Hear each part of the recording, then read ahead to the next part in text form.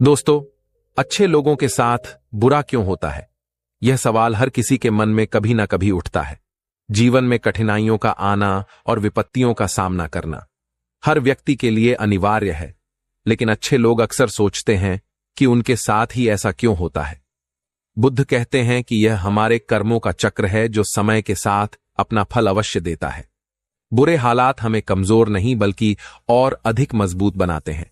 दोस्तों, स्वार्थी यानी कि स्वयं का अर्थ, जो इंसान स्वयं का अर्थ जानना चाहता है, जो खुद को समझना चाहता है, क्या वो इंसान आपकी नजर में गलत है? हम जब भी किसी को स्वार्थी कहते हैं तो उसका मतलब तो यही होता है कि वो आदमी स्वयं का अर्थ समझना चाहता है। तो फिर वो गलत कैसे हुआ? स्वार्थी शब्द दुनिया की नजर में, समाज की नजर में एक अलग ही नजरिया से समझा जाता है।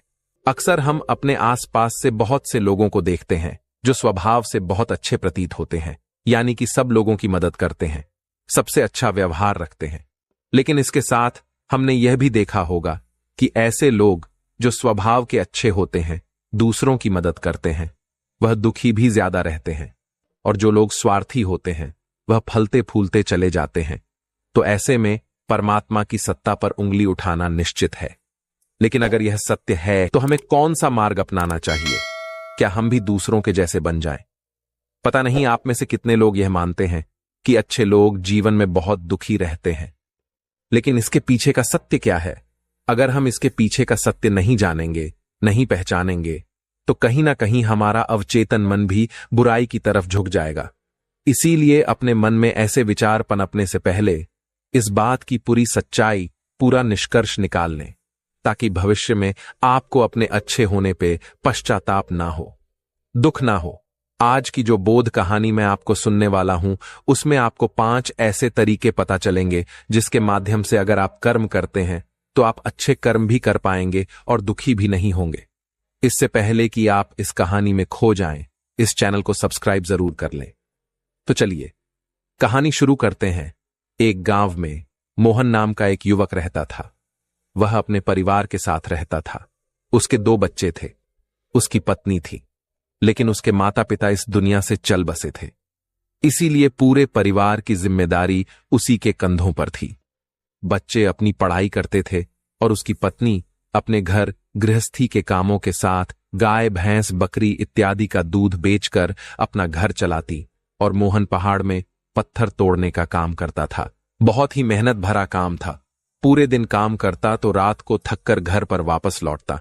लेकिन इतनी मेहनत करने के बाद भी अगर मोहन को गांव का कोई भी आदमी मदद के लिए बुलाता तो मोहन कभी भी मना नहीं करता था। उसके जीवन का एक ही सिद्धांत था कि अगर मैं दूसरों की मदद करूंगा तो परमात्मा मेरा साथ देंगे, परमात्मा मेरे साथ कुछ बुरा नहीं होने देंगे। मोहन अपने इस सिद्धांत का पालन बहुत ही कड़ाई के साथ करता था।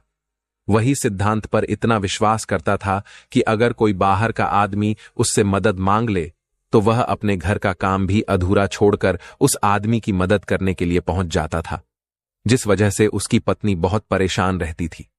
वो अक्सर मोहन को समझाने की कोशिश करती थी कि सबसे पहले अपना काम करो, अपने परिवार को देखो, 2-2 बच्चे हैं हमारे, और फिर भी आप दूसरों के काम करने में लगे रहते हो। अरे अपने घर को तो संभाल लो, अपना घर संभल नहीं रहा, दूसरों की मदद करने चले हैं। और जब ऐसी बातें मोहन के कानों में पड़ती तो उसके हृदय में कांटा सा चुभने लगता था और उन दोनों में लड़ाई झगड़ा शुरू हो जाता था। अक्सर उनके लड़ाई झगड़ा का यही सबसे बड़ा कारण होता था। लेकिन ना तो मोहन अपने आप को बदल पाया और ना ही उसकी पत्नी ने उसको समझाना कभी बंद किया। इसी वजह से आए दिन उनके घर में क्लेश होता रहता था। जहां तक उसे गांव वालों की बात थी तो वह मोहन के स्वभाव को जानते थे और वह जानबूझकर जो काम आसान भी होता था, जो उनके सामर्थ्य में भी होता था, उस काम के लिए वह मोहन को बुलाते थे ताकि उन्हें कम मेहनत करनी पड़े। कहने का अर्थ यह है कि गांव वाले मोहन का इस भोलेपन का फायदा उठाते थे, लाभ उठाते थे और सब पीछे से उसका मजाक उड़ा देते थे, उसे बेवकूफ कहते थे। ऐसे ही समय बीतता रहा और एक दिन मोहन की पत्नी बहुत ज्यादा बीमार पड़ गई। मोहन से जो कुछ भी सेवा हो सकती थी उसने वो सब अपनी पत्नी के लिए किया। उसने गांव के वैद्य को बुलाकर अपनी पत्नी की जांच करवाई, लेकिन यह रोग उसे वैद्य की पकड़ के बाहर था। इसीलिए उसे वेद ने कहा कि तुम अपनी पत्नी को नगर में जाकर किसी बड़े वेद को दिखाओ तो तुम्हारी पत्नी की जान बच सकती है। जल्दी से जल्द नगर पहुंचने की व्यवस्था करो, नहीं तो तुम्हारी पत्नी के प्राण संकट में हो जाएंगे। यह सुनकर मोहन के पैरों तले जमीन फिसल गई। उसने यह नहीं सोचा था कि उसकी पत्नी के प्राण संकट में है। वह सोच रहा था कि कोई साधारण सा रोग होगा जिसका इलाज हो जाएगा। लेकिन जब उसने वेद जी की यह बात सुनी तो वो घबरा गया। अब पत्नी को नगर तक कैसे लेकर जाए, क्योंकि उसके पास इतना धन नहीं था कि वो अपनी पत्नी के लिए एक घोड़ा गाड़ी करके उसमें अपनी पत्नी को लिटाकर नगर में ले जा सके। उसकी पत्नी की हालत बिल्कुल चलने की भी नहीं थी, इसीलिए उसे नगर पहुंचने के लिए किसी घोड़ा गाड़ी की जरूरत थी। संयोग से उसके पड़ोसी रामू के पास एक घोड़ा गाड़ी थी। वो अक्सर व्यापार के लिए अपनी घोड़ा गाड़ी नगर में लेकर जाया करता था। इसीलिए मोहन के मन में विचार आया कि मैं रामू की घोड़ा गाड़ी ले सकता हूं।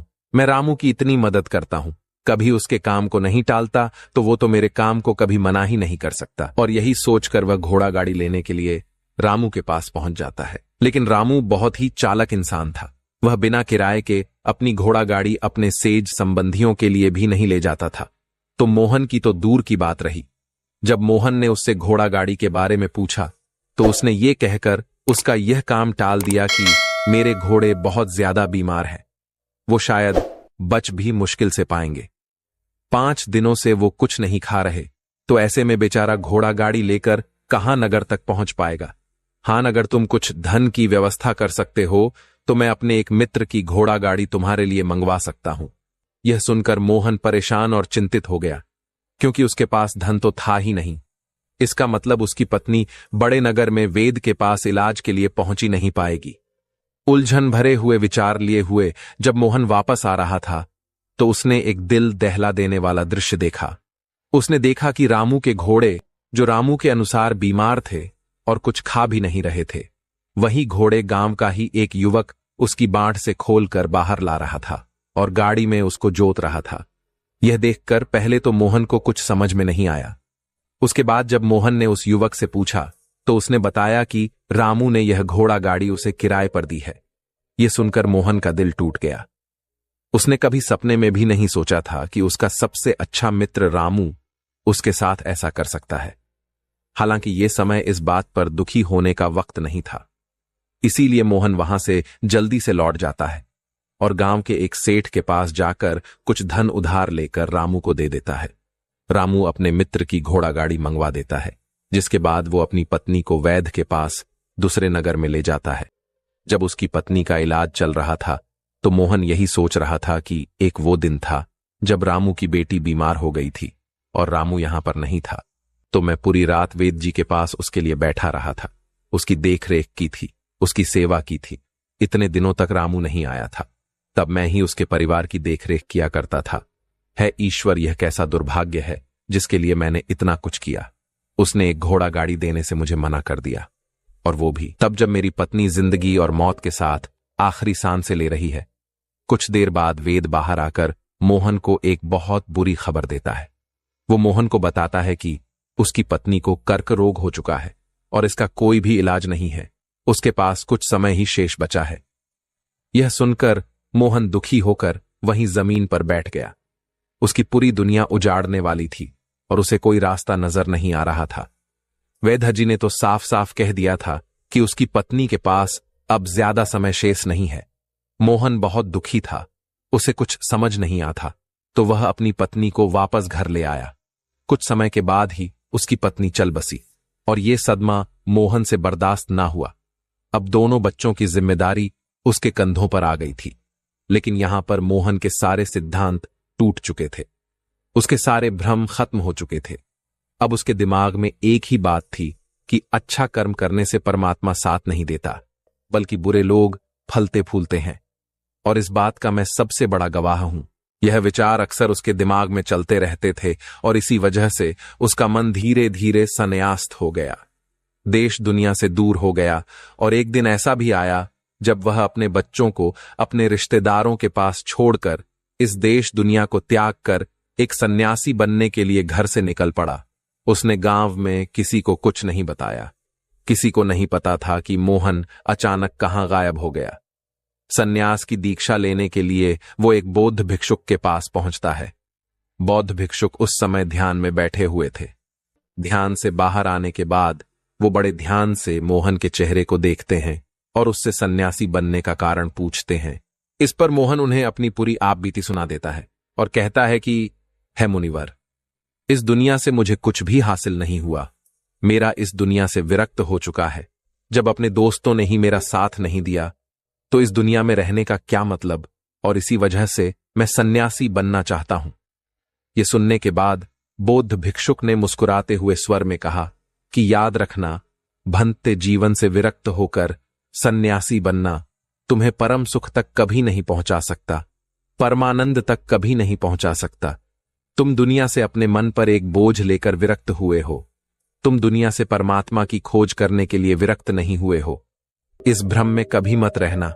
तुम संसार से विरक्त हुए हो क्योंकि संसार ने तुम्हें धोखा दिया, ऐसा तुम्हें लगता है। इसीलिए तुम परमात्मा पे कभी विश्वास नहीं कर पाओगे और ना ही उन पर अपनी पूर्ण आस्था बना पाओगे। इसीलिए सन्यासी होने का भी तुम पूरा लाभ कभी नहीं उठा पाओगे। सन्यासी होने का लाभ तब मिलता है जब हमारी प्रभु में, परमेश्वर में, परमात्मा में पूर्ण आस्था बन जाती है। मैं तुमसे पूछता हूं, क्या तुम्हारी आस्था परमात्मा में है? यह सुनकर मोहन कहता है कि है मुनिवर, मैं तो दुनिया देखकर आया हूं कि जो बुरे कर्म करता है वो फलता फूलता है और जो अच्छा काम करता है उसे प्रभु कुछ भी नहीं देता। परमात्मा उसे दुख ही दुख देता है। इसीलिए मैं परमात्मा पे अपनी पूर्ण आस्था कैसे बना सकता हूं?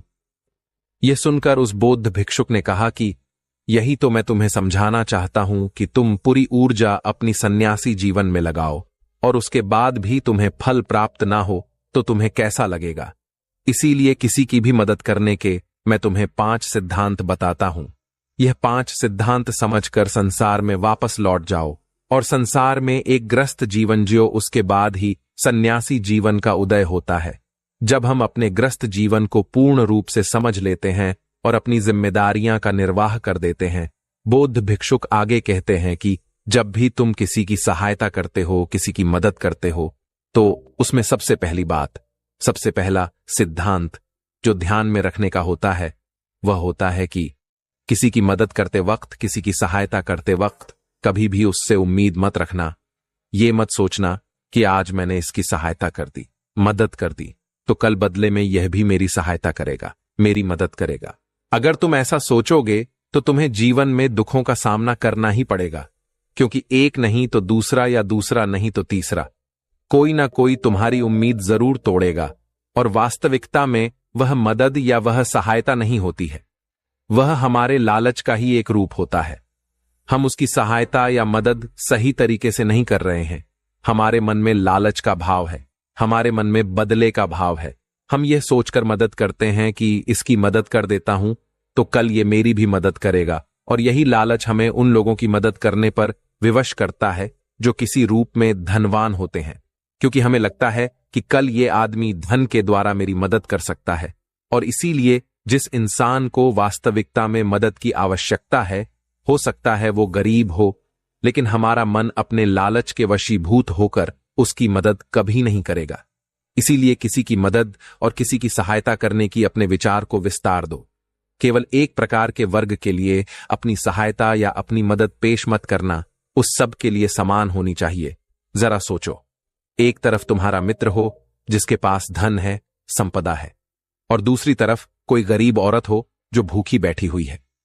तुम्हारा दोस्त तुमसे कहता है कि दोस्त, आज तो खाने के लिए अच्छे अच्छे पकवान मंगवा लो बाजार से, और दूसरी तरफ वो औरत तुमसे 2 सूखी रोटी मांग रही है, तो तुम किसकी मदद करोगे? कौन मदद का हकदार सबसे पहले है? सबसे पहले हमारा कर्तव्य बनता है कि उस औरत की भूख मिटाए, लेकिन अक्सर इंसान ऐसे नहीं सोचता। वो अपने दोस्त को तो खिला देगा, उसको तो बाजार से बहुत महंगी वस्तु मंगा कर दे देगा, लेकिन किसी गरीब को उसकी भूख मिटाने के लिए पैसा या धन नहीं देगा। दूसरी बात जो ख्याल में रखने की है वो ये कि सहायता करते वक्त हमारा लालच कभी भी उसके साथ नहीं जोड़ना चाहिए। अक्सर हम जब किसी की मदद करते हैं तो हमारा लालच और हमारा स्वार्थ ही उसके साथ जुड़ा होता है, और हम अपनी भविष्य की योजना तैयार करके उस आदमी की मदद करते हैं। हम यह सोचते हैं कि अगर मैं इसका यह काम करूंगा तो भविष्य में ये आदमी मेरा वो काम पूरा कर देगा, और वो सहायता, वो मदद बिल्कुल भी परमात्मा के द्वार को नहीं खटखटाती, क्योंकि वो लालच है। जाहिर है आप अपने आप को धोखा देने के लिए अपने लालच को एक सहायता, एक मददगार रूप दे रहे हैं। तीसरी बात जो ख्याल रखने की है वो ये कि अपने सामर्थ्य के हिसाब से दूसरे की मदद करो। कभी भी एक आदमी को किसी की इतनी सहायता नहीं करनी चाहिए जिससे कि उसका परिवार और उसके बच्चे कष्ट में जीवन बिताए। सबसे पहला फर्ज हमारा होता है अपने परिवार को सुखी रखना, उनकी जरूरतें पूरी करना, और उसके बाद दूसरों की मदद करना आता है। लेकिन कुछ लोग दूसरों की मदद पहले करते हैं और अपने परिवार को तवज्जो कम देते हैं, जिससे कि परिवार में लड़ाई झगड़ा आए, दिन पनपते रहते हैं, और ये सब हम समाज में देखते रहते हैं, अपने आसपास। अगली बात जो ख्याल में रखने की होती है वो ये कि अपना कर्म, अपनी जिम्मेदारियां पहले निभानी होती हैं। हम अपना कर्म, अपना काम छोड़कर पहले दूसरों की मदद करने के लिए चले जाते हैं, और जब दूसरा बदले में हमारी मदद नहीं करता तो हमारा दिल दुखी हो जाता है। हम सोचते हैं कि मैंने तो अपना काम छोड़कर उस आदमी की मदद की थी और वह आदमी मेरी मदद ही नहीं कर रहा है। इसीलिए अपना कर्म सर्वोपरि, अपना कर्म सबसे ऊपर, क्योंकि वही काम करने के लिए इस दुनिया में हमारा जन्म हुआ है। और सबसे आखिर में जो बात समझने की है वो ये कि परमात्मा की मर्जी से ही सब कुछ होता है। हमारा कर्तव्य है अपने कर्म को करते जाना, करनी धरनी तो ऊपर वाले के हाथ में है। इसीलिए जो कुछ भी होता है सब ऊपर वाले पे छोड़ दो। अगर तुम्हें कोई धोखा भी देता है तो ये समझ के चलो कि वह सब ऊपर वाले की करनी होती है। आप यह मान के चलो कि मैं करता नहीं हूं, मैं तो एक माध्यम हूं, करवाने वाला तो वो है, उसके सामने किसकी मर्जी चली। जब यह आस्था, यह विश्वास हमारे मन में पनपने लगता है तो हमारे सारी शिकायतें दूर हो जाती हैं, क्योंकि इस दुनिया में जो भी होता है अच्छे के लिए होता है, जो भी हो रहा है अच्छे के लिए हो रहा है, और जो भी होगा अच्छा ही होगा। चाहे हमारी बुद्धि आज वर्तमान में इस सिद्धांत को ना समझ पाए, लेकिन जीवन में कभी ना होगी। किसी एक मोड़ पर आपको जरूर यह एहसास होगा कि जो हुआ था वो अच्छे के लिए ही हुआ था। इसीलिए सारी शिकायतें दूर कर दो और बस अपना कर्म करते जाओ। अपने ग्रस्त जीवन को पूर्ण रूप से झेलो, और उसके बाद ही सन्यासी जीवन की नींव होती है। इसके बाद बौद्ध भिक्षुक ने मोहन को कहा कि भंते, तुम वापस अपने गांव लौट जाओ, अपने बच्चों का अच्छे से ख्याल रखो, उन्हें पढ़ाओ, बच्चों का पालन पोषण अच्छे तरीके से करो और अपने परिवार के साथ रहो। यह सुनकर मोहन उस महात्मा को प्रणाम करता है और वापस अपने बच्चों के साथ अपने गांव में वापस लौट आता है। गांव में किसी को खबर नहीं थी कि मोहन कहां पर गया हुआ था और वह क्या ज्ञान लेकर वापस लौटा है। लेकिन अगले दिन सुबह सुबह गांव वालों ने मोहन के चेहरे पर एक अलग ही आनंद, एक अलग ही आभा पाई। और यह जरूरी नहीं कि किसी कार्य को करना ही कर्म है, मनुष्य के विचार भी उसके कर्म ही हैं, क्योंकि विचार ही हैं जो अंततः कर्मों में परिवर्तित हो जाते हैं। तो ये जो विचार रूपी कर्म जो हमें दिखते नहीं, हमें इनका भी फल भोगना ही पड़ता है। तो ज्यादातर लोग जो इस बात की शिकायत करते रहते हैं कि मैंने तो किसी के साथ गलत नहीं किया, फिर मेरे साथ गलत क्यों हो रहा है, तो उनके साथ गलत होने का कारण यह विचार रूपी कर्म ही है जो बाहर से दिखते नहीं हैं, लेकिन हमने अपने विचारों में किए होते हैं। इसीलिए इंसान को सिर्फ बाहर से ही नहीं बल्कि अंदर से अपने विचारों से भी अच्छा होना जरूरी है। और जो ऐसा है वो कभी अपने भाग्य को नहीं खोजता कि मेरे साथ ही बुरा क्यों हो रहा है, बल्कि वो अपने हर परिस्थिति की जिम्मेदारी खुद लेता है। तो दोस्तों, कैसी लगी आपको ये कहानी? आप हमें कमेंट सेक्शन में जरूर बताना, और अच्छी लगी हो तो इस चैनल को सब्सक्राइब जरूर कर लेना। तो चलिए मिलते हैं ऐसी ही कोई नई कहानी में। तब तक के लिए अपना ख्याल रखें। धन्यवाद और नमो बुद्धाय।